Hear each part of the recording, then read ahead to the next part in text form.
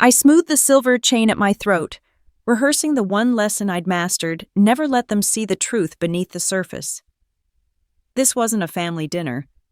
It was an arena, and my brother was about to cast the first stone. My brother leaned back in his chair, crystal glass in hand, smirking the way he always did when he wanted to feel taller. Still wearing fake jewelry, Ivy. His words sliced through the clinking of silverware and the polite laughter of his colleagues. I heard a few quiet chuckles around the table, the kind that pretended to be harmless but bled with judgment. The diamonds in my earrings caught the golden light of the chandelier glittering back at him. I smiled.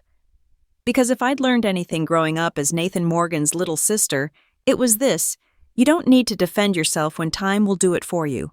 The Meridian Room at the Crescent Hotel was the kind of place where every napkin weighed more than the monthly rent of my old apartment. Nathan loved that. The power, the attention, the performance of success. He was a financial consultant, now partner track. As he never failed to remind everyone, and tonight's dinner was his self-congratulatory feast after landing a high-profile account. The invitation had read family only, but I knew what that meant. He wanted an audience, not company. His wife Clara sat beside him in a silk gown the color of champagne, her diamond bracelet glinting every time she moved her hand to reach for her wine. She didn't say much at first, just smiled that careful social smile that told everyone she was perfectly aware of her husband's ego, but had decided to let him play king for the night. "Don't take it personally," Nathan added, slicing into his steak. "You've always had a minimalist style. I suppose it works for your art stuff." "Design studio," I corrected quietly.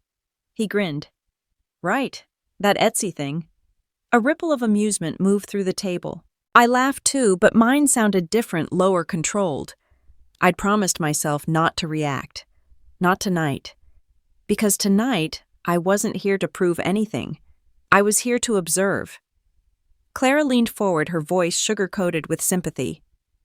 "You must be doing well, though, Ivy. That necklace, it's bold." I touched the chain at my throat, the silver links warm against my skin. "It's a prototype," I said. "Not released yet." "Prototype," Nathan echoed. "For your little shop. For a brand you'll know soon enough." I answered, holding his gaze. He laughed loud and sharp. The waiter, a young man trying not to look uncomfortable, refilled my water glass without meeting my eyes. "You always were a dreamer," Nathan said. "I'll give you that." Dreamer. That was the word he used when we were kids, too, when I built things from scrap metal and clay, while he recited the stock market section of the newspaper at 12 years old. Our parents adored his ambition. I was creative, which in our family meant unpredictable, unserious, and his favorite word, small. Dinner dragged on in an endless cycle of wine laughter and Nathan's anecdotes about himself. I watched him perform perfect posture, expensive cufflinks, a gleam of self-importance that filled every corner of the room. When he spoke, the others leaned in. When I did, they smiled politely and looked away. By dessert, Clara was glowing under the candlelight. Her bracelet shimmered with the kind of quiet arrogance only money could buy. I noticed the way she'd glance at Nathan whenever she laughed, like checking if she was laughing correctly.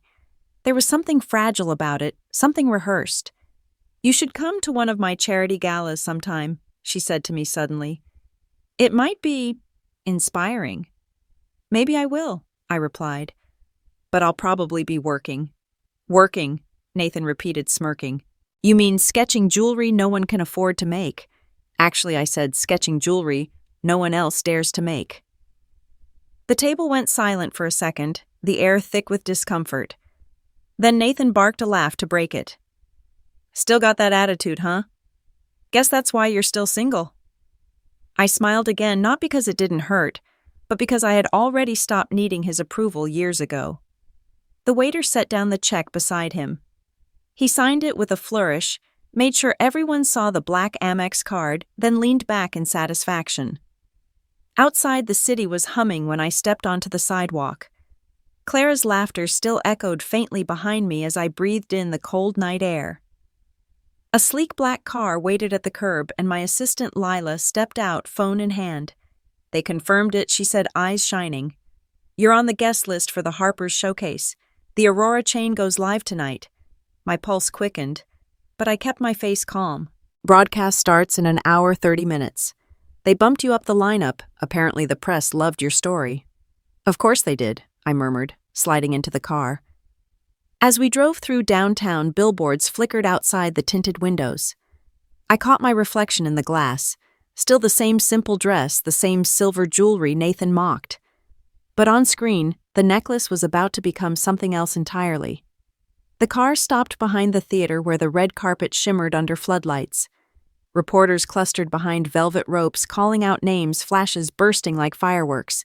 I stepped out slowly, the night air buzzing around me. Someone shouted, "That's her Ivy Morgan, the designer behind Aurora." The cameras swarmed. The lights found me. My necklace, my fake jewelry blazed like liquid fire under the flashes. I could almost hear Nathan's voice from dinner, still wearing fake jewelry. And somewhere across the city in their penthouse suite, I imagined Clara's gasp when she saw me appear on TV, walking the red carpet in a brand she could never afford, standing tall beneath the banner that read, "Aurora by Ivy Morgan." I didn't need to say a word. The world was doing it for me. Inside the theater, a reporter handed me the mic, her voice trembling with excitement. "Ivy, how does it feel to debut the most talked-about collection of the season?" I looked straight into the nearest camera. "It feels," I said softly, "like the end of pretending." The audience erupted. The flashes multiplied. For a brief moment, I thought of Nathan's laughter of all the years he told me I wasn't enough. And then the sound faded, replaced by applause, louder, brighter, real. As I stepped onto the stage, I whispered to myself, "Fake jewelry, no Nathan, just real revenge." The morning after the gala, New York felt quieter than usual. Or maybe it was just me. I sat by the window of my apartment, barefoot coffee cooling beside my laptop. My phone buzzed every few seconds. Messages, tags, press mentions. Aurora by Ivy Morgan had trended overnight, splashed across every major fashion blog, confirming I was the story everyone wanted. I scrolled through the headlines in disbelief. Who is Ivy Morgan, the woman behind the Aurora chain? From outsider to icon, the new face of ethical luxury. The irony wasn't lost on me. Just 12 hours earlier, I'd been too plain for my brother's world. Now I was the story everyone wanted. My assistant Lila burst in without knocking, holding a tablet. "You've gone viral. CNN just called you the ghost in gold." I laughed under my breath. "Guess fake jewelry photographs well." She grinned. "You should see the numbers. Harper's sold out the entire Aurora pre-order in 6 hours. You just broke their record." For a moment, I didn't know whether to laugh or cry.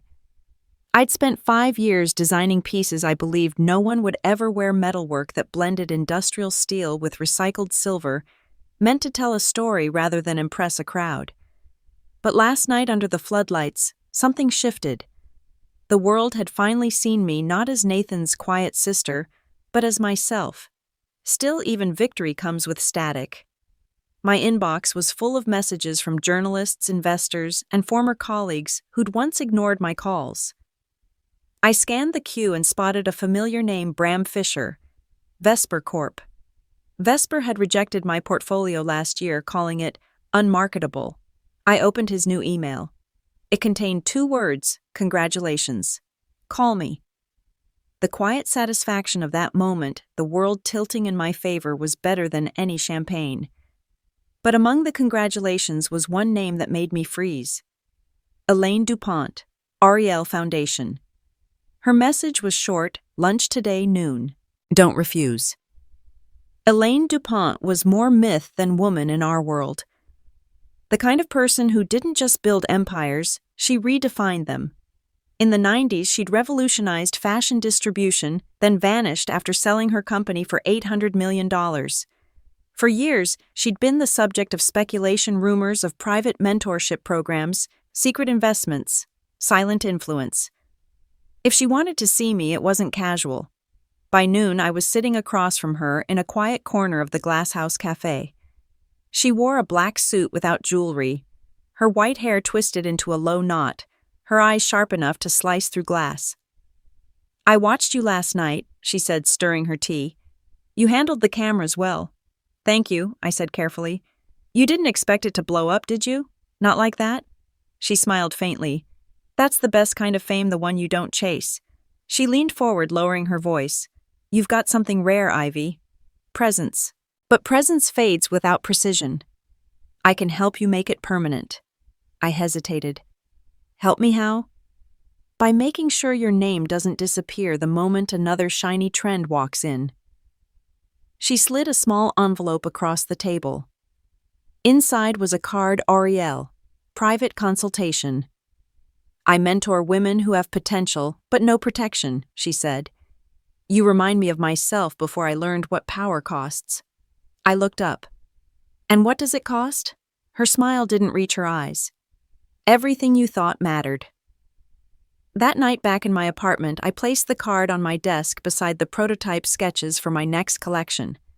Lila watched me with curiosity. Are you really considering it? She asked. I don't know. She's legendary Ivy, but people say she's ruthless. So was every man who ever told me to stay small, I replied. I slept little that night. Images from the gala replayed behind my eyelids. The cameras, the applause, the moment my brother's name flickered across the TV ticker as family of the mysterious designer. He hadn't called. Of course he hadn't. But I imagined him sitting in his office surrounded by the same colleagues who'd laughed at me during dinner, their smiles a little tighter now. By morning, I made my decision. I called Elaine.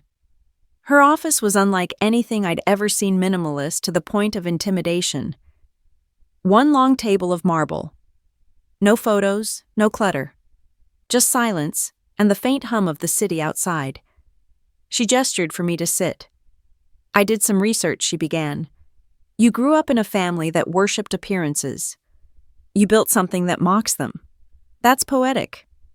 I blinked, unsure if it was praise or an accusation. She continued, You're talented, but you still play nice. That's your weakness. I prefer to call it restraint. Restraint doesn't build legacies, she said flatly. Dominance does. Her words hit something raw in me. For years I'd fought to stay soft in a world that rewarded sharpness. To prove that creativity didn't have to scream to be powerful. But maybe she was right. Maybe the only way to stop being dismissed was to stop apologizing for existing. What do you want from me? I asked finally. Nothing, she said, except for you to stop asking for permission. She stood and handed me a small velvet box. Inside lay a bracelet of interlocked metal, silver, and gold, seamless, weighty. Your new signature, Elaine said. Consider it a beginning. What's it called? She looked at me for a long moment.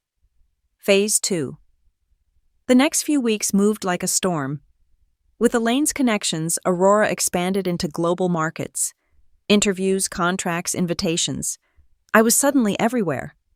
But fame, I learned, has a heartbeat, and mine was racing too fast. One night as I left a charity event hosted by the same firm where Nathan worked, I heard his voice behind me.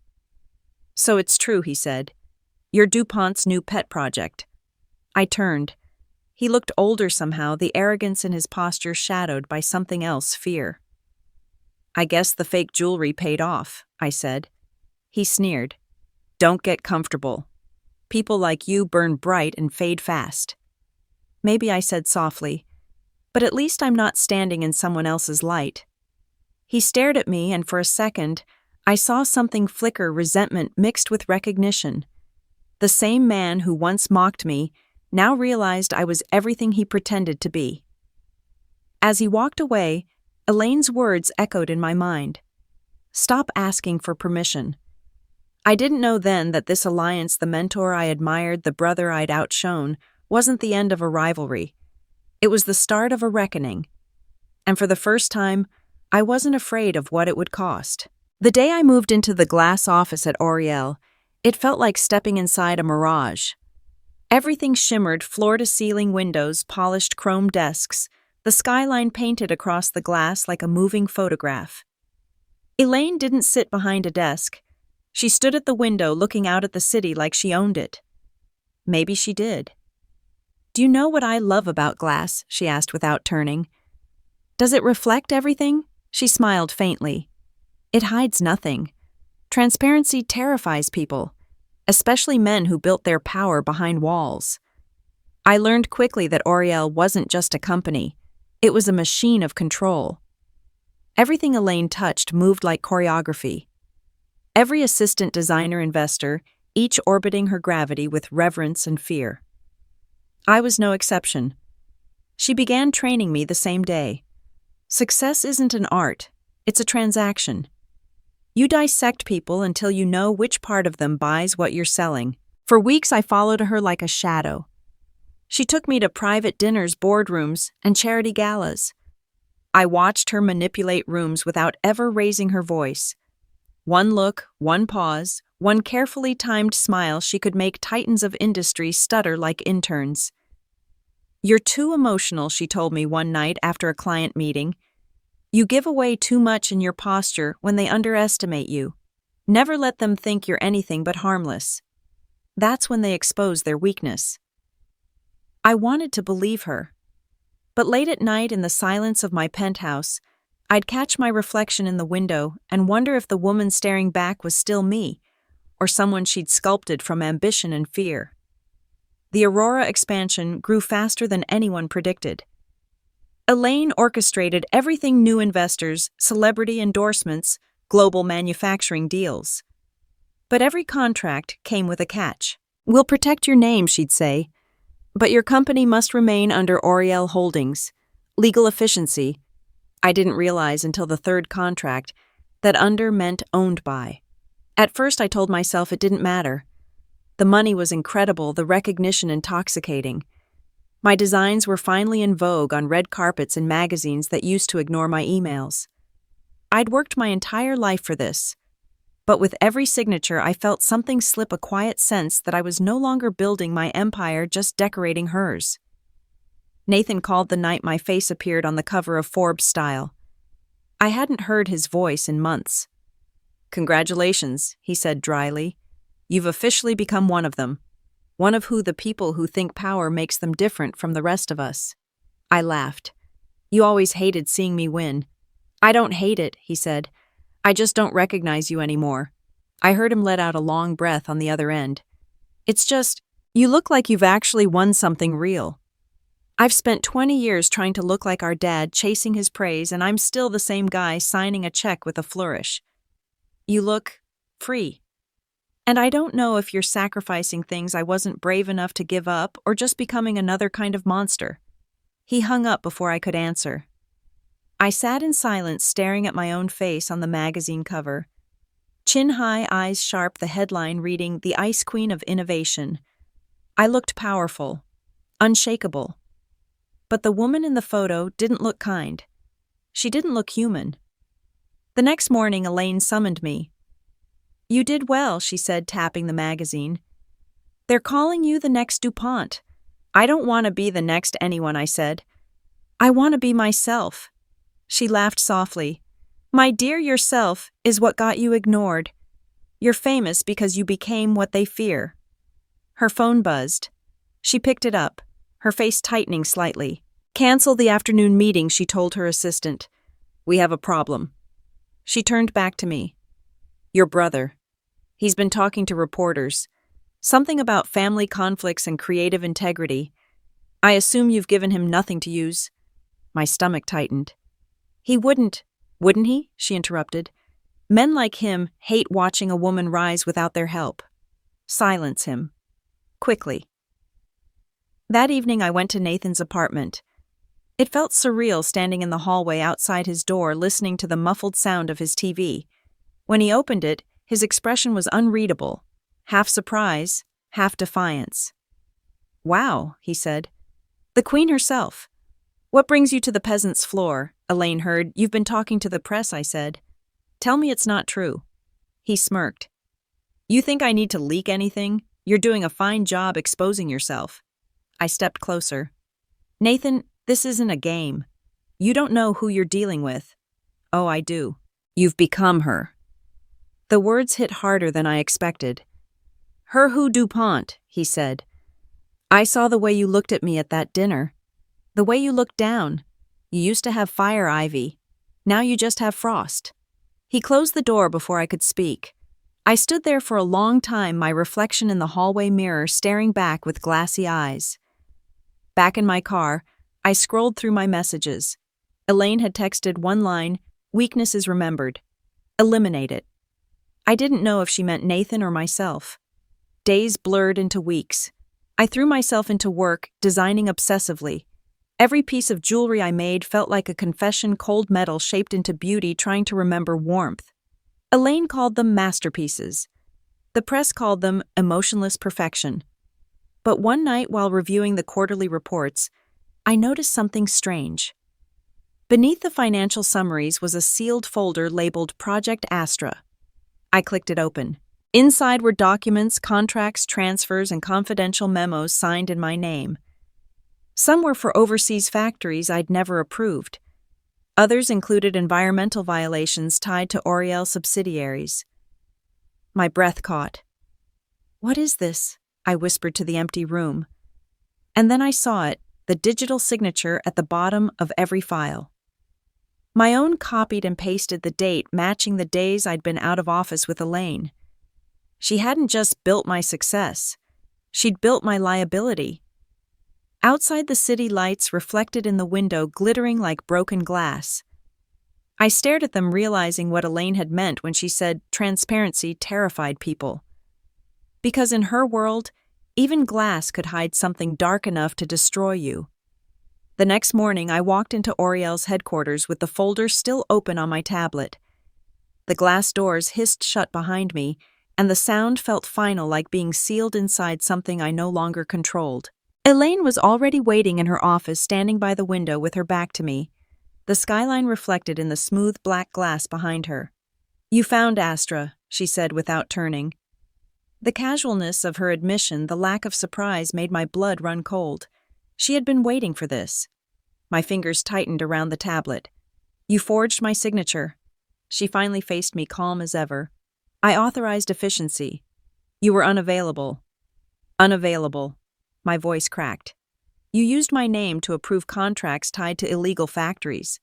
Her eyes didn't flicker. "Factories that built your empire. Without them, Aurora would still be a hashtag, not a global brand." I stepped closer, my pulse hammering. "Do you even hear yourself perfectly?" She set her cup down. "Don't be naive, Ivy. Integrity is a luxury for people who haven't been hungry." For a moment, I couldn't breathe. The woman I'd worshipped, the mentor who'd taught me power, was admitting it without a blink. "You used me," I whispered. "I refined you," she corrected. "Do you think anyone would have cared about your art without my name on the door?" Her words hit like acid. I turned to leave, but her voice followed me, low and even. "Walk away if you want. But remember, your name is on every document, every deal, every signature. You built this house of glass. I just gave you the tools." The elevator ride down felt endless.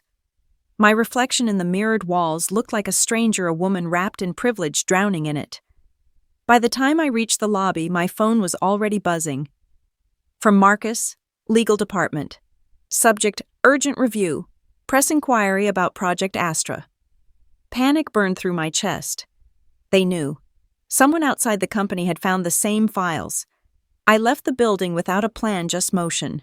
The rain had started, the kind that blurred lights into watercolor streaks. I walked until my heels hurt, ending up in a cafe across the street from the park. I sat down, trembling hands wrapped around a cup I didn't drink. My phone rang again. "Nathan." I hesitated, then answered. "What do you want? I could ask you the same," he said. "Your company's trending again. Not for the right reasons." My stomach turned. "You've seen it, half the city has. Word is Aurora's sustainability claims were fake. They're calling it corporate hypocrisy. People are asking if you knew." I didn't. He was quiet for a beat. "I believe you, but they won't." His voice softened, almost reluctant. "Listen, Ivy, if DuPont's pulling the strings, get out now. Before she decides you're expendable." I wanted to tell him he was wrong. That Elaine still needed me. But I couldn't. Because deep down, I knew she didn't need anyone. After the call, I opened my laptop. The headlines were everywhere. Aurora's dark secret luxury brand, tied to exploitation scandal. My face stared back from every article framed by words like liar and fraud. Within hours, my inbox filled with cancellations, endorsements, speaking events, collaborations. Investors were reevaluating partnerships. The empire Elaine had built around me was already starting to collapse. Lila called, her voice shaking. "They're pulling your billboard from Times Square." "Good," I said. "Maybe people will stop staring long enough for me to think." By nightfall, I was sitting alone in my apartment, lights off, the city outside humming like an engine of judgment.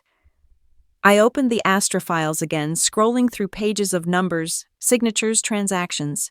Somewhere in there was the proof I needed to clear my name. At 2 a.m., I found it. Hidden among the attachments was a transfer log dated 3 weeks before I'd joined Oriel. The signature line bore my name, but the timestamp proved it had been created months before Elaine even met me. A ghost signature predating my existence in her system. That was the leverage I needed.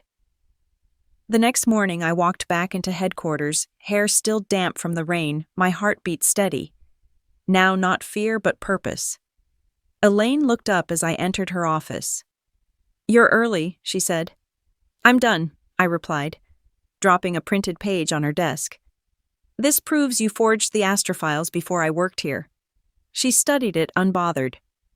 "And what will you do?" "Run to the press, the board. They're all mine. I'll find someone who's not." Her lips curved into something like amusement. "You're learning, but you're still thinking too small. You think this is about business. It's about legacy. Yours, mine, and the family name you're still trying to outgrow." Something in her tone changed, something cold and knowing. "You think I didn't check your history before taking you in," she said softly. "The Morgans built their wealth on exploitation.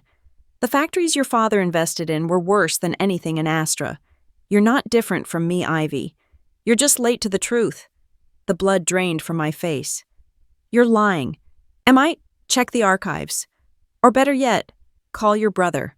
I left without another word. At home, I opened my father's old files records I'd inherited after his death, but never read. They were full of contracts, receipts, and investments.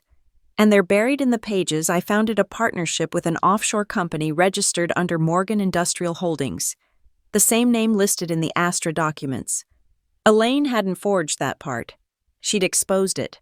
I sat back, the realization cutting through me like glass. This was agonizing, crushing shame. I wasn't just betrayed. I was implicated. The rot was inherited. The sheer weight of that truth was worse than any lie Elaine could have told. When my phone buzzed again, I didn't need to look to know who it was. Elaine's message was simple. "Now you understand. The past doesn't die. It evolves." I closed the laptop, slowly staring at my reflection in the dark screen. For the first time, I couldn't tell whether I was the victim or the continuation of everything I'd tried to destroy.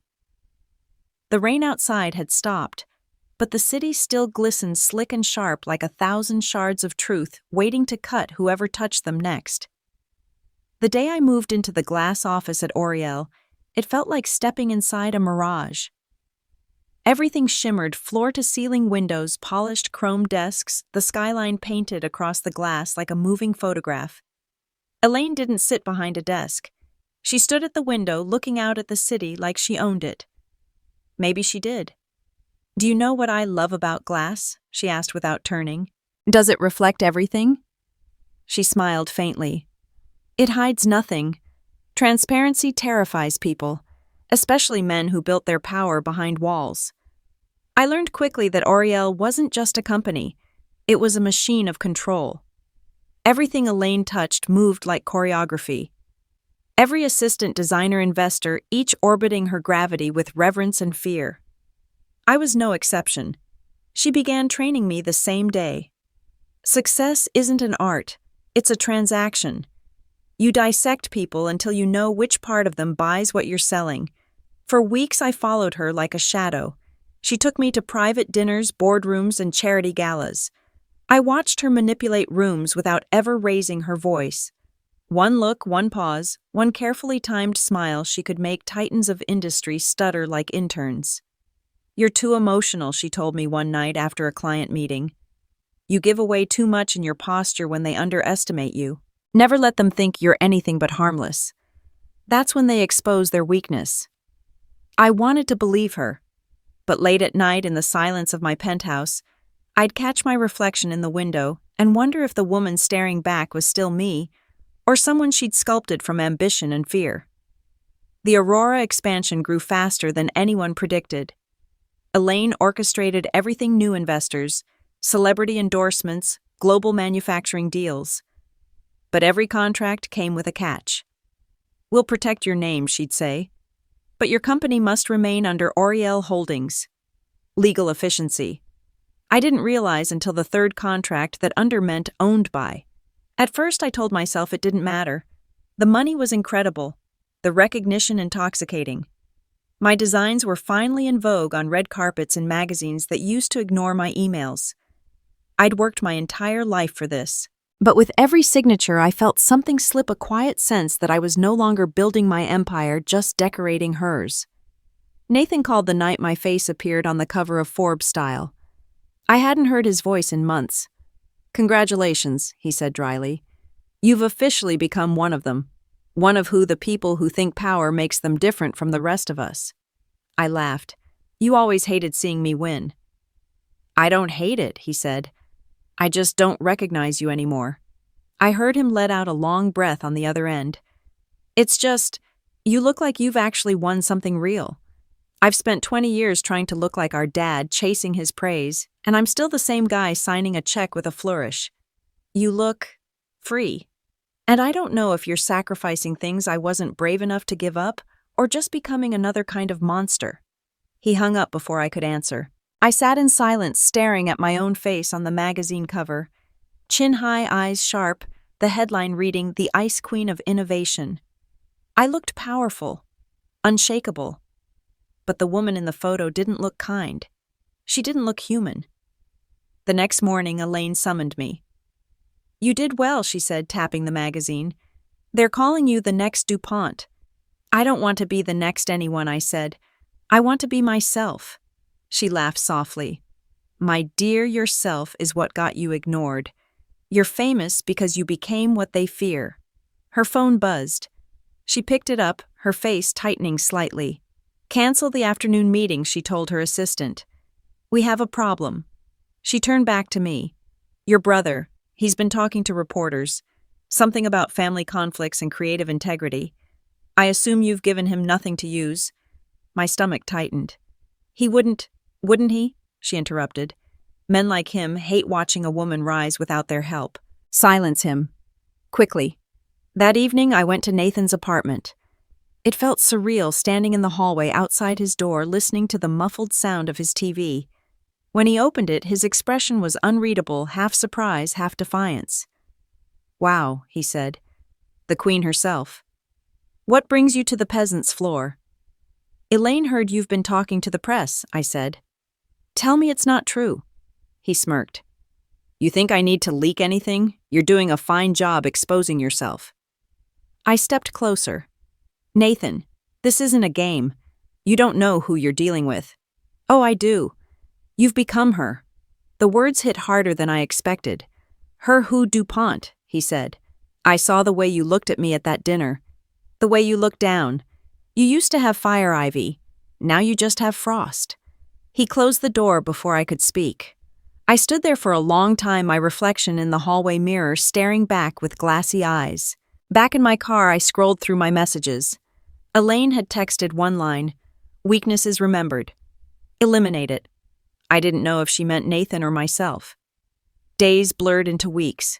I threw myself into work designing obsessively. Every piece of jewelry I made felt like a confession, cold metal shaped into beauty, trying to remember warmth. Elaine called them masterpieces. The press called them emotionless perfection. But one night while reviewing the quarterly reports, I noticed something strange. Beneath the financial summaries was a sealed folder labeled Project Astra. I clicked it open. Inside were documents, contracts, transfers, and confidential memos signed in my name. Some were for overseas factories I'd never approved. Others included environmental violations tied to Oriel subsidiaries. My breath caught. "What is this?" I whispered to the empty room. And then I saw it, the digital signature at the bottom of every file. My own copied and pasted the date matching the days I'd been out of office with Elaine. She hadn't just built my success. She'd built my liability. Outside, the city lights reflected in the window, glittering like broken glass. I stared at them, realizing what Elaine had meant when she said transparency terrified people. Because in her world, even glass could hide something dark enough to destroy you. The studio lights were blinding.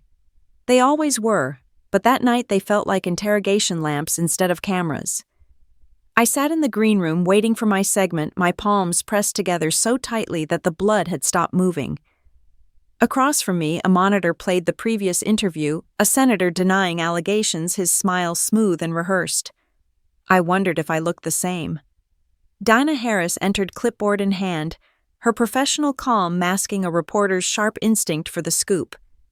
"You ready?" she asked. "As I'll ever be." She nodded.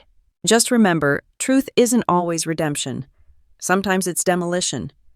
Are you okay with that? I'm done living in ruins someone else built."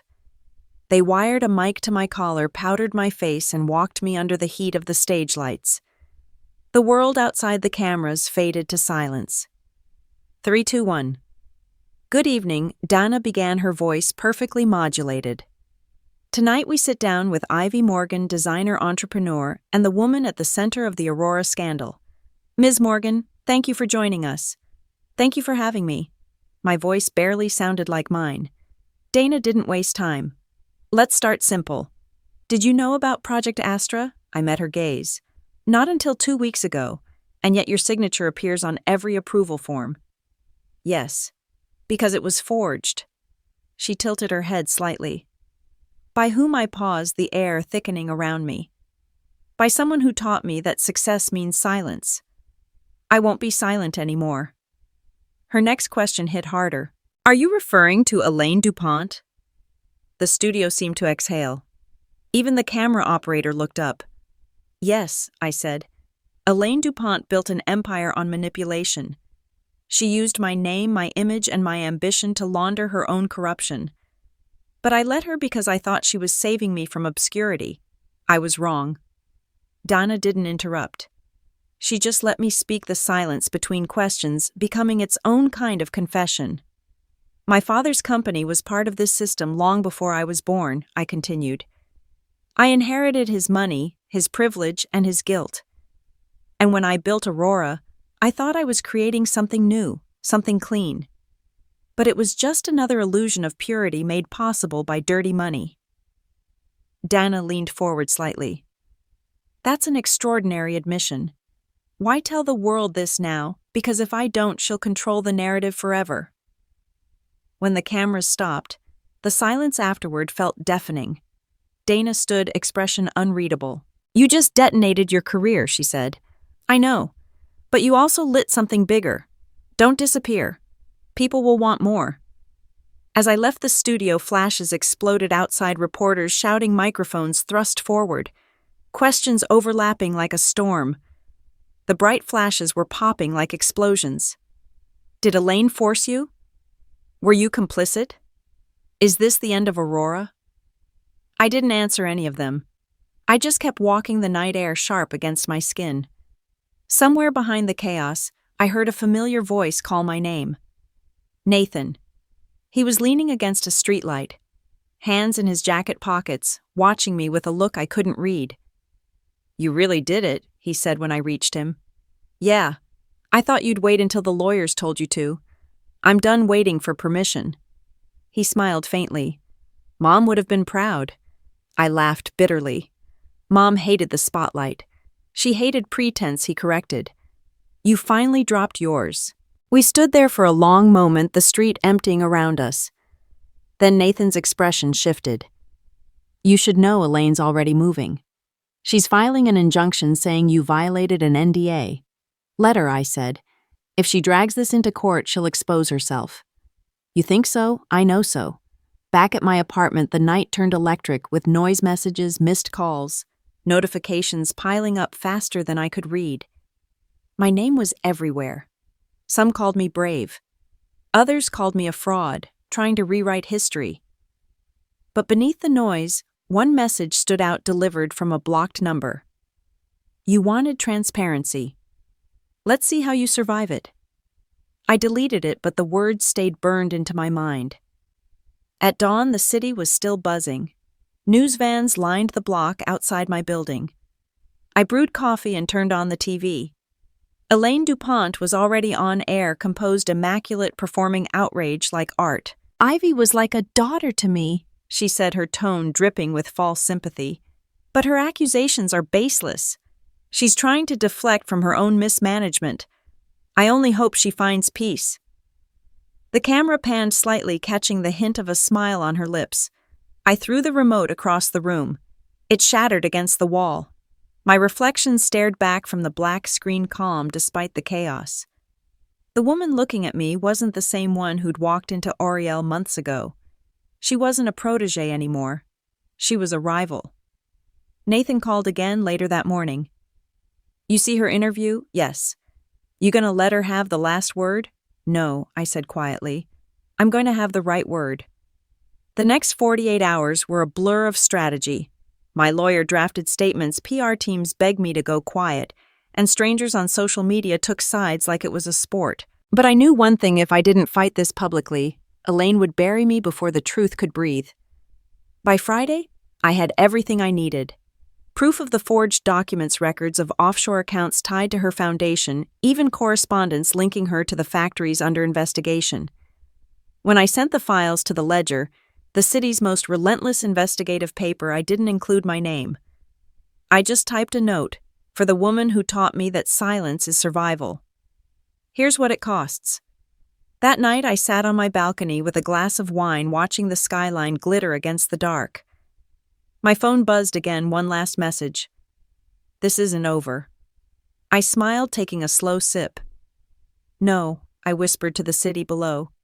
It's just beginning. The morning the story broke, the city woke up to my name on every screen. Exclusive DuPont Empire. Under federal investigation, insider source reveals forgery and fraud. They didn't need to say who the insider was. Every photo, every clip, every whisper traced back to me. Ariel's headquarters looked different that day. The lobby that once smelled of power now reeked of fear. Security guards whispered in corners. Executives moved in hurried packs, clutching phones like lifelines. And for the first time since I joined, Elaine DuPont's office door was closed. By noon, the board had convened an emergency meeting. I wasn't invited, of course, but I didn't need to be. Lila texted updates from the inside. They're questioning her travel expenses. They found proof of money laundering. Elaine's losing control. I read every message with a strange, hollow calm. I should have felt triumphant. Instead, all I could think about was how easily admiration could curdle into vengeance. At 3 o'clock, Elaine called me. Her voice was sharp, stripped of its usual elegance. You think you've won, she said. I think the truth has. You're naive, Ivy. Do you know what happens to whistleblowers? They burn first. Then everyone forgets who lit the match. I'm not afraid of fire anymore. You should be, she said, and hung up. 2 hours later, the building erupted. Reporters flooded the street outside. Federal agents escorted boxes of files through the glass doors. Cameras flashed like lightning. The image would be on every front page by morning, the empire of glass cracking from within. I stood across the street, watching it all, anonymous under a gray hood. For the first time, Elaine DuPont looked small, her silhouette framed in the doorway as the agents led her out. She didn't fight. She didn't cry. She just looked straight ahead, chin high, as if she were still teaching the world how to command a room. When the car door shut behind her, I expected relief. What I felt instead was grief, sharp and unexpected. Because beneath everything she'd done, she had once believed in me. Or maybe she'd just believed in her own reflection through me. Nathan found me standing there long after the crowds had gone. "You okay?" he asked. "I don't know," I said. "It's over." He looked at the empty building. "No, it's not. You've got to rebuild now." "I don't even know what's left to rebuild." He smiled faintly. "Then start with what's real." That night I returned to my apartment. My phone was a graveyard of missed calls. Journalists, investors, old friends who suddenly wanted quotes instead of conversations. I turned it off and walked to my bedroom window. The skyline glowed faintly, the same one I'd watched when all I had were dreams too big to fit in my hands. I opened my laptop, deleted the logo for Aurora, and created a new file. One word appeared on the blank page: Rebirth. I didn't know what the new company would be yet. I just knew it wouldn't hide behind glass. The following week was chaos. Investigations widened, lawsuits filed, assets frozen. Elaine's empire. My former prison was collapsing publicly, beautifully. Each news anchor spoke her name like an incantation, part awe, part disgust. But fame has a way of burning everyone close to the flame. I wasn't spared. A tabloid headline read, "From protege to betrayer, did Ivy Morgan destroy her mentor for power, another designer, or double agent? Sources claim Morgan knew everything." I didn't respond. I'd learned that silence was sometimes louder than denial. Still, it hurt. At a cafe downtown, a stranger approached me, phone raised. "Can I get a selfie?" she asked. "You're that girl who took DuPont down right?" I smiled politely. "I'd rather just drink my coffee." "Suit yourself," she said. "Guess fame's expensive, huh?" I watched her walk away, her words echoing louder than the noise around me. That evening, Nathan came over with takeout and a grin that almost looked like peace. "You're trending again," he said. "Oh, great. This time for something good. People are calling you the face of corporate accountability." I laughed softly. "That's not a title I ever wanted." "Maybe not. But it's one you earned." We ate in silence for a while. He picked at his noodles, then said, "You know what's crazy? For all the damage she caused, Elaine still taught you something important." "What's that?" "How to fight like hell when no one believes you." Later, after he left, I found myself scrolling through old photos. One of them stopped me cold, me and Elaine at the Aurora launch party. She was smiling, her hand on my shoulder. In that picture, we looked like partners, equals. But I knew now that we'd both been pretending. The next morning, I received a call from the Ledger. "We're running a follow-up piece," the reporter said. "The public wants to know what's next for Ivy Morgan. Can we quote you?" "Yes," I said after a pause. "Tell them the glass broke and I finally saw who I was underneath it." That afternoon, I met Lila in the old Oriel building to collect my remaining belongings. The place was silent now, desks empty, lights dim. She hugged me before I left. "You did what none of us could," she said. "You told the truth." I smiled sadly. It shouldn't be that rare. As I stepped out into the fading light, I caught my reflection in the glass doors one last time. For a moment, I thought I saw her, the woman Elaine had shaped. Perfect posture, flawless surface, no cracks. Then the reflection shifted, and I saw someone new. Someone with scars, yes, but also eyes that no longer looked away. The city wind caught my hair as I walked away, the sound of sirens fading behind me. For the first time in years, I wasn't running from anyone. I was walking toward myself. 6 months passed before I heard her name again. By then, the city had moved on to its next scandal, its next downfall. Elaine Dupont was out on bail awaiting trial. Her empire dismantled and her name blacklisted across every industry she once ruled. I thought I'd buried that chapter for good until the envelope arrived. It was ivory heavy, embossed with a gold seal that felt too familiar. Inside was a single card, Aurora Revival Gala, benefiting the Global Sustainability Initiative venue. The Grand Meridian Hotel host, Jonathan Hale. At the bottom, written in flawless calligraphy, "Special Guest of Honor, Ivy Morgan." For a moment, I thought it was a joke. Aurora was dead, the name toxic. Whoever organized this either had no sense of irony or wanted to make a point. I flipped the card over. A handwritten note slid out. Redemption is just another word for rebranding. Let's talk. J.H. Jonathan Hale, CEO of Meridian Holdings and one of Elaine's former investors. The same man who had pulled out of the deal the night before the scandal hit, protecting his fortune and his reputation in one stroke. I should have ignored it, but curiosity is a form of gravity, and I was still learning how not to fall. 2 nights later, I found myself standing outside the Grand Meridian. The hotel shimmered under chandeliers the size of cars, the kind of place where reputations were bought and sold over champagne. Cameras flashed at the entrance guests stepping out of black cars in a parade of borrowed confidence. I wore black, simple, sharp, unbranded. No jewels this time. Just the quiet kind of power that doesn't need to announce itself. Inside the ballroom glittered with excess. Faces I recognized from old boardrooms turned toward me, some curious, others cautious. My name rippled through the room like a rumor no one could resist repeating. Jonathan Hale found me within minutes.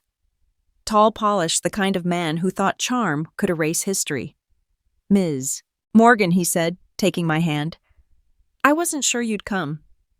"I almost didn't," I replied. "You sent a very strange invitation."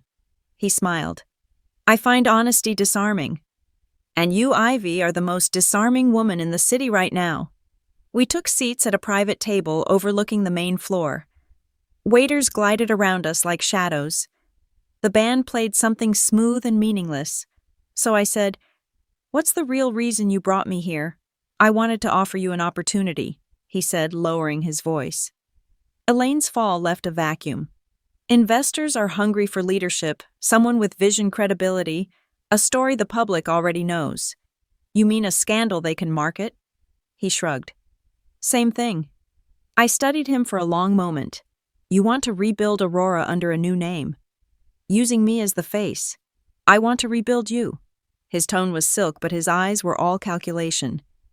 "You've already done the hardest part, survived. Now you need to own the narrative. Tell the world you've evolved." I almost laughed. "You sound just like her." "Elaine." His smile tightened. "I'm not her. I won't destroy my assets." The word assets landed like a slap. I stood, but he caught my wrist lightly, not enough to restrain, just enough to warn. "Think carefully," he said. "You could be back on magazine covers by summer, or you can stay a ghost of a fallen empire." I leaned closer, my voice quiet but cutting. "You still don't get it. I didn't burn the empire. I outgrew it." He released me, the smile returning brittle now. "Pity," he said. "There's always someone else willing to play the part." I left the table and walked through the ballroom, ignoring the eyes that followed.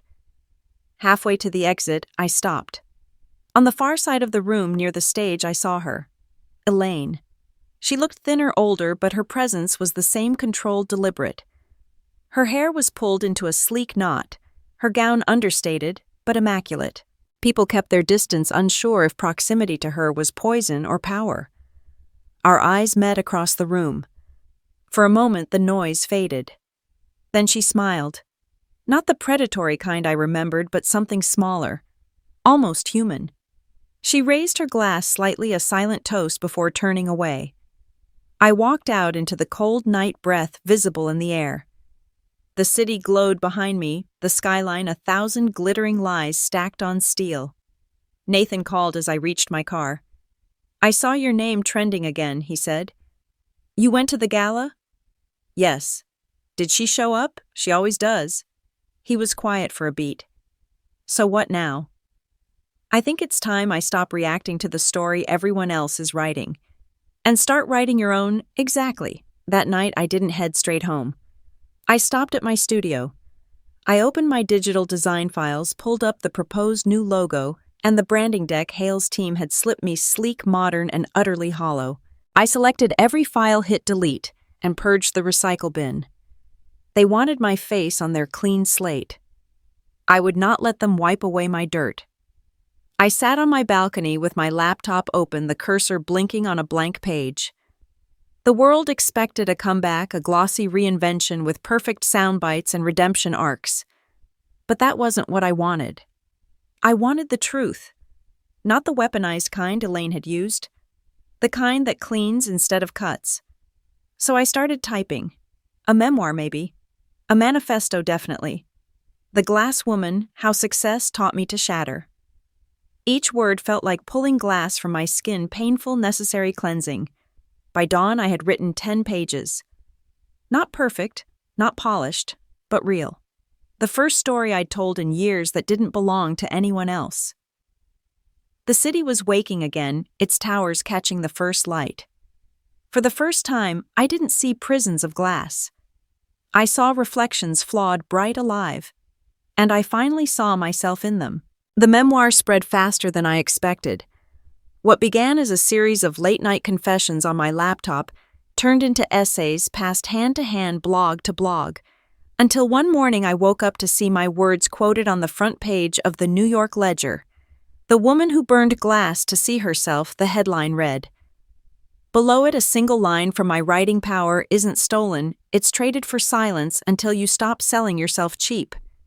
Suddenly, I wasn't just Ivy Morgan, the disgraced designer, or the whistleblower who took down Elaine DuPont. I had become something else, an idea. And ideas, unlike people, don't apologize. My inbox overflowed. Publishers, talk shows, universities all wanted a piece of my story. But the strangest message came from an unknown sender. No greeting, no name. Just, "You're not finished yet." I deleted it, but something about those words clung to me, a whisper threading through every interview and headline. Not finished. Maybe it was right. Weeks later, I received an invitation to speak at the Global Women's Leadership Conference in Chicago. Thousands of attendees. Cameras. The kind of platform I used to dream about when I was still invisible. I said yes. When I arrived, the air buzzed with energy.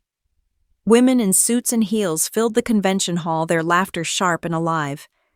The stage lights felt warmer this time, not accusatory, welcoming, almost forgiving. As I waited backstage, the coordinator leaned in. "Just speak from the heart," she said. "They already know your story. They want your truth." When I stepped onto the stage, applause erupted. I didn't flinch.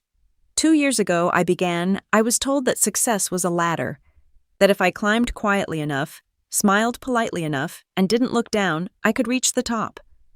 What they didn't tell me was that the ladder was built over broken glass, and I was bleeding for someone else's empire. A murmur swept through the audience. I learned that silence isn't grace. It's permission. And I gave that permission to people who used my ambition like currency. I paused. But the funny thing about glass is it cuts both ways. The crowd was silent now, leaning forward. If you've ever been underestimated, dismissed, told you're too emotional, too plain, too much, remember, they're not describing you. They're describing their fear of you. The standing ovation hit like thunder. I smiled not for them, but for the woman I'd buried for so long. Afterward, as the crowd dispersed, a young woman approached me. She couldn't have been older than 25, nervous, but determined. "I just wanted to say she began your story. It made me quit my job. My boss, he kept taking credit for my designs. I thought that's just how the world worked." "It doesn't," I said softly. "Or at least it doesn't have to." She smiled through tears. I started my own line. I named it Echo. "Echo," I asked, "because your story echoed mine." That night I sat alone in my hotel room, lights off the city glittering below. My phone buzzed with notifications, photos, mentions, endless praise. But none of it felt like victory. It felt like responsibility. The next morning, I woke to another headline, "Elaine DuPont to stand trial, prosecution cites insider testimony and financial records." I read every word. Heart pounding. She'd finally be held accountable. But the article ended with a line that made my chest tighten. Elaine DuPont declined comment. But sources say she intends to represent herself. Of course she did. Later that afternoon, my lawyer called. Elaine's team reached out. She wants to meet before the trial. Why? She didn't say. But she insisted it be in person. I'm not going. Ivy.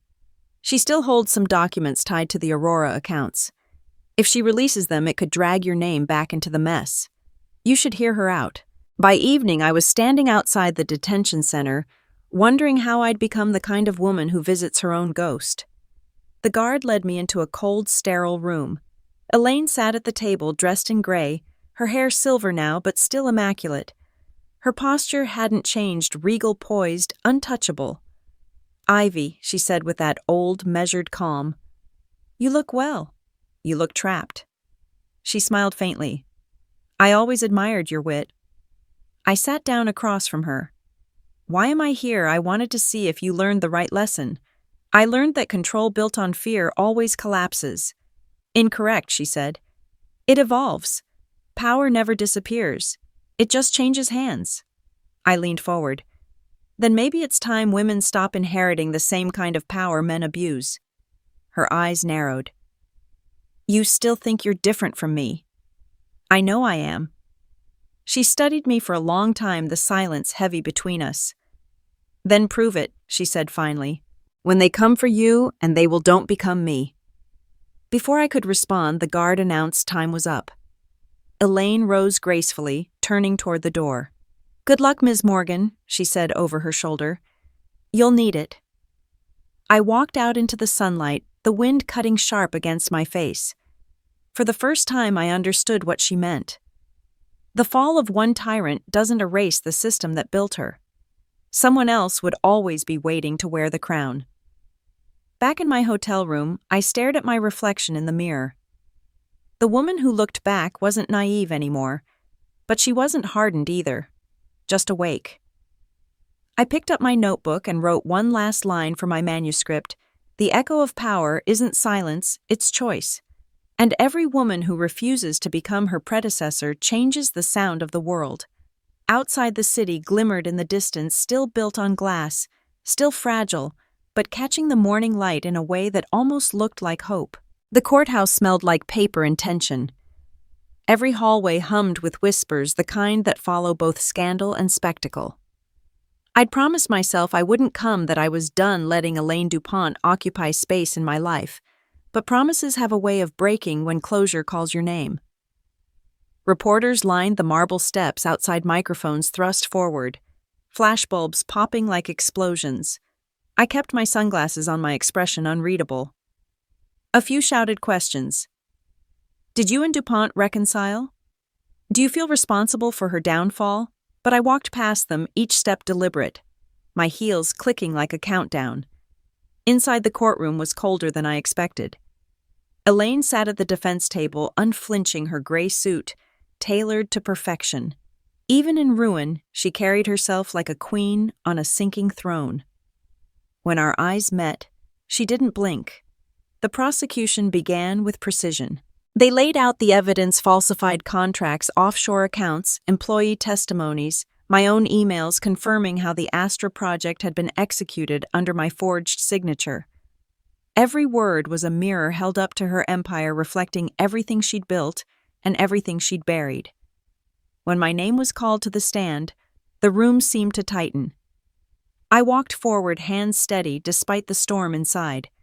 Sworn in, I sat facing her, the woman who had once been my mentor, my savior, my undoing. The prosecutor's questions were methodical. "Ms. Morgan, when did you first become aware of Project Astra 2 weeks before the scandal broke? And did you sign those documents?" "No. They were forged. By Ms. DuPont." "Yes." Elaine's lawyer objected, but the judge waved him off. Overruled. "Continue. Why did you stay silent for so long?" "Because I believed her," I said. "Because I thought loyalty was the same as gratitude. And because I was too afraid to see the truth about the woman who taught me everything." Elaine's gaze was unwavering. I could feel it burning through me, dissecting every word, measuring whether I'd become her equal or her enemy. When the cross-examination came, she stood up by herself. The courtroom buzzed. Representing herself was her final act of control. She approached the stand slowly, her voice calm, almost gentle. "Ivy," she began, using my first name like a weapon. "You claim I forged your signature. But tell me, did you ever question the source of your sudden success?" "I did later." "Later," she echoed. "After you'd already built a fortune from it. After you'd taken every opportunity I gave you. I didn't know what it cost." "Of course you did," she said softly. The lie wasn't my forgery, Ivy. The lie was your silence. You wanted the power without the dirt. And the only difference between us is that I never lied to myself about the price. A sharp intake of breath echoed in the gallery. Her words found the precise, aching center of my guilt. I wasn't just defending myself. I was confessing. I stared back not with anger, but with the quiet acknowledgement that she was right about the lie of my ambition. You're wrong, I said, my voice low and steady. The difference is I stopped pretending the price was worth paying. The judge intervened, reminding her to step back. But Elaine had already made her point. She returned to her seat with the faintest smile as if she'd won something invisible. I stepped down from the stand, my knees weak, but my gaze fixed straight ahead. Elaine hadn't attacked my evidence. She had attacked my character, forcing me to confront the moral ambiguity of my own ambition in front of the world. She won the moral round, but I had laid the factual trap.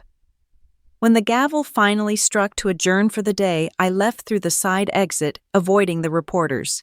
Outside, the air was cold and gray, the sky heavy with the promise of rain. Nathan was waiting by the car, his expression unreadable. How bad was it? He asked. She's still playing the game, I said. But this time, I'm not her opponent. I'm her evidence. I slid into the passenger seat, not speaking for a long moment. The adrenaline had crashed, leaving behind a profound emptiness. It wasn't relief yet, just a quiet, unsettling stillness like standing in the eye of a hurricane. The trial had forced me to tear down not just her, but the entire foundation of my life, and I felt utterly weightless. That night I couldn't sleep. The sound of her voice kept looping in my head. You know the lie was shared. It stung because part of it was true. I had lied not to the world but to myself. I'd wanted her approval so badly that I'd ignored the cost. When I finally drifted off near dawn, I dreamed of the old office, the glass walls, the skyline stretching beyond them, and Elaine's reflection beside mine. Except this time, the glass didn't shatter. It melted, turning transparent, until she disappeared, leaving only me. The next day of testimony was brutal. Former employees spoke about forged audits, coerced signatures, silenced whistleblowers. Each voice added another crack in the empire's facade. But it was Marcus Blackwood, Oriel's former CFO, who delivered the final blow. He presented financial ledgers linking Elaine directly to fraudulent transfers. She used Ivy Morgan's name to hide the transactions, he said, voice steady. But the authorizations originated from her private account. Elaine didn't flinch. She simply folded her hands, eyes fixed on the judge, as though she'd been expecting this moment all along. When the verdict finally came 3 days later, the courtroom was packed. The judge's voice echoed against the marble guilty on all counts. The room erupted, press whispers, relief, outrage. But I sat still. Elaine remained calm until the bailiffs approached. Then finally she looked at me. "Congratulations," she said softly as they led her away. "You've learned how to destroy with elegance." I didn't respond. There was nothing left to say. Outside, the reporters swarmed again, microphones flashing like lightning in the storm. Someone shouted, "Do you feel vindicated?" I stopped, the word echoing in my chest. Vindicated? No. That wasn't what this was. This was survival. "I feel free," I said finally, then walked past them into the rain. Nathan caught up to me halfway down the steps, umbrella in hand. "You did it," he said. "No," I murmured. "I finished it." We stood there a moment longer, rain washing the city clean, or pretending to. The courthouse behind us loomed like a monument to everything broken and rebuilt. As I looked out at the city, the glass towers gleamed through the drizzle, each one reflecting the storm back into the clouds. For the first time, I didn't see myself trapped inside their reflections. I saw myself walking away from them. The invitation came a year after the trial. A sleek black envelope with my name embossed in gold. Inside was a single card, the Meridian Fashion Awards, honoring visionary designers of the year. My name was listed as one of the honorees. For a long time, I just stared at it, the letters catching the light like they were mocking me. The last time I'd worn a gown under flashing lights, I'd been the scandal, not the star. Part of me wanted to throw the invitation away. Another part, the one that had spent years shrinking so others could shine, wanted to walk through that room and own it. Nathan was the one who pushed me to go. "You've spent enough time proving what you're not," he said. "Maybe it's time you show them what you are." So I said yes. The night of the event, the city hummed like an orchestra tuning before a performance. Cameras lined the red carpet outside the Meridian Grand, their flashes painting everything in electric white. I sat in the back of a black town car, fingers brushing the fabric of my gown, a midnight blue creation I'd designed myself. Simple lines, no embellishments, but the fabric shimmered subtly under light. A quiet statement, elegance without apology. When I stepped out, the crowd gasped. I'd expected whispers, maybe even sneers, but what greeted me instead was applause. Not deafening, but genuine. The photographers shouted my name, the sound of it rolling like a tide I'd once drowned beneath. "Ivy." "Look this way, over the shoulder. Welcome back," I smiled. Not the polite manufactured smile I'd once practiced in mirrors, but something real, something earned. Inside the ballroom was a cathedral of glass and light. The chandeliers threw fractured rainbows across the walls, and for a moment I remembered standing here years ago as Elaine's shadow, watching her command attention while I hovered behind. Tonight the reflection was mine alone. Lila found me near the champagne table, radiant in silver. "I can't believe this," she said, hugging me. "You're actually here, after everything." I wasn't sure I could do it, I admitted. "Of course you could," she said. "You built something real from the ruins. That's rarer than perfection." As the ceremony began, I took my seat. Among designers I'd once envied. They nodded politely, some smiling with genuine warmth, others with thinly veiled curiosity.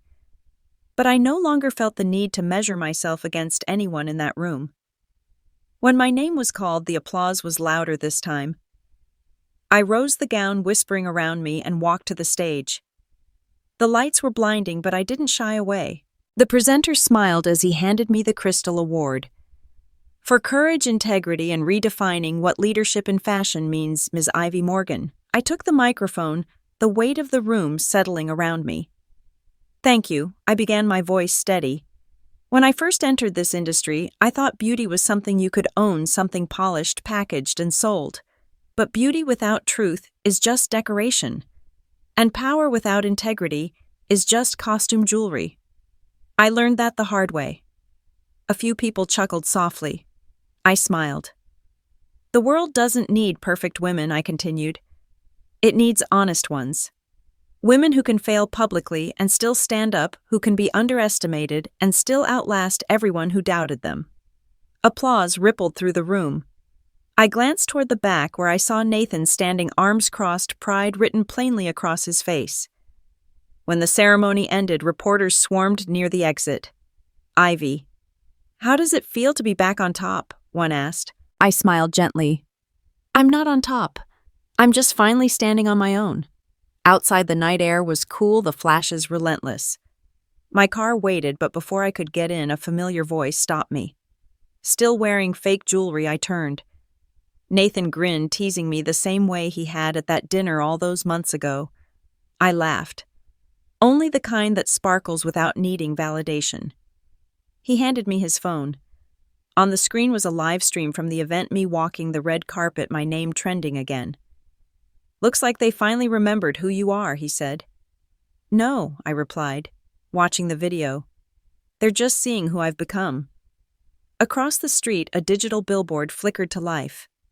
My face appeared beside the words, "The Glass Woman, now a global bestseller." The memoir I'd written in sleepless nights had gone further than I ever imagined. Not because it glamorized pain, but because it named it, and in naming it, freed others to face their own. Reporters were still calling, fans shouting, the chaos of fame swirling around me. But amid it all, I felt a stillness. Not the silence of suppression, the calm of sovereignty. As we drove away, the city lights blurred into gold outside the window. Nathan turned to me. "So what's next?" I smiled, watching the skyline. Something that can't be built on glass. Later that night, after the after-party, after the noise and the cameras, I stood barefoot on my balcony, holding the award in one hand and a cup of tea in the other. The city glimmered below like a constellation of second chances. I thought of Elaine, then not with hatred but with understanding. She'd taught me how power corrupts when it's hoarded, how brilliance dies when it's caged. But she'd also taught me the one lesson she never intended, that survival isn't enough. You have to live. I looked up at the stars, their light steady and ancient. The woman who once hid behind others' brilliance was gone. In her place stood someone who didn't need to be seen to know her worth. The city hummed. Somewhere a camera flashed. I didn't turn. I didn't pose. I just breathed. The morning after the gala, I woke to the soft hum of the city below my window. The award sat on my nightstand, catching the sunlight that filtered through the curtains. For the first time in years, the light didn't hurt my eyes. It didn't feel harsh or revealing, it felt like peace. I made coffee and walked barefoot through my apartment, the same one I'd lived in when everything had fallen apart. Nothing about the place had changed: the same scuffed floors, the same framed sketches lining the walls, the same worn sofa, but I had changed. The space didn't feel small anymore. It felt earned. On the counter, my phone buzzed. I scrolled past the offers, invitations, and collaborations and stopped at one name that made my breath catch: Lydia Dupont, Elaine's daughter. The message was simple. I read your book. I think I understand now. Thank you for not destroying her completely. I stood there a long time rereading it. Gratitude and ache intertwined in my chest. Elaine had built empires and buried souls, including her own. And yet, even from the wreckage she left behind, something human still reached for understanding. This wasn't about forgiveness. It was about recognizing that the cycle of inherited damage could finally be broken. Later that day, I met Nathan at a quiet cafe overlooking the park. The autumn trees were a riot of color, their reflections shimmering in the lake. He'd already ordered my drink the way he always did. "You're glowing," he said as I sat down. "It's the coffee." He laughed. "No, it's something else. You look free." I stirred my cup, thinking about that word. Freedom. It used to mean escape. Now it meant presence. It meant choosing where I stood instead of proving where I belonged. We talked for hours about the book, the interviews, the endless parade of people who now wanted a piece of the story they once ignored. But somewhere between the noise, I realized I didn't need to chase any of it. The story had already done what it needed to do. "I'm starting something new," I said finally. "A foundation. For women in design, those who were told to stay invisible until someone else stole their work." Nathan smiled. "A rebellion in heels." "A quiet one," I said. "The kind that lasts." That evening, I returned home and found an envelope waiting at my door. No name, no address, just a wax seal in the shape of an iris. Inside was a short handwritten note. "For every woman who learned to survive in silence, teach them to thrive in truth. ED." For a moment I couldn't move. Elaine's handwriting was unmistakable, sharp, elegant, deliberate. Whether she'd written it before the trial or somehow found a way to send it after, I didn't know. All I knew was that it wasn't vengeance that tied us anymore. It was a legacy. That night I pulled out my grandmother's old sketchbook, the one I'd kept hidden for years. Between the yellowed pages, I found a single unfinished design drawn in her careful hand, a necklace of intertwined glass and silver. She'd never completed it. I spent the night working. With every deliberate stroke of the soldering iron, I blended the fragile glass into the recycled silver. It was a statement of harmony, not conflict. A week later, the piece debuted quietly in my new collection, the Aurora line. The necklace shimmered under the gallery lights, its translucent glass capturing every color in the room. It wasn't about wealth. It wasn't about revenge. It was about transparency, how something fragile could still refract light beautifully when it stopped pretending to be indestructible. People gathered around it, whispering words like grace, redemption, strength. But as I stood there, I didn't see any of that. I just saw the reflection of a woman who had finally stopped hiding. After the event, I slipped away to the rooftop terrace. The city stretched below, a sea of windows reflecting 1,000 tiny versions of the same story: ambition, heartbreak, survival, rebirth. The wind tugged at my hair and I let it. Nathan joined me, hands in his pockets. "You know," he said, "there's something poetic about it. You built your empire out of glass and it didn't break." I smiled. It never had to. It just had to bend the light. We stood there in silence for a while, watching the city pulse with life. Before we left, I took one last look at the skyline. Every window glittered under the night sky, each one a tiny mirror. For the first time, I didn't see reflection as confinement. I saw it as evidence, proof that light always returns no matter how many times it's fractured. I turned to Nathan. "You remember what my brother said that night?" He nodded. "Something about fake jewelry." I laughed softly. "Yeah. Funny thing about glass, it can look fake until you realize it's the only thing that truly catches the light." When I got home, I placed the necklace on my dresser beside the award. Two symbols of the same truth, one forged in pain, the other in purpose. I stood before the mirror and looked at the woman staring back. Not the broken designer, not the scandal, not the survivor, just me. And for once, that was enough. The next morning I began drafting a new story, not about revenge or downfall or glass ceilings, about beginnings, about how women rebuild empires not from ashes, but from reflection. I smiled as the first words appeared on the page. My new line, named Reflection, launched next spring.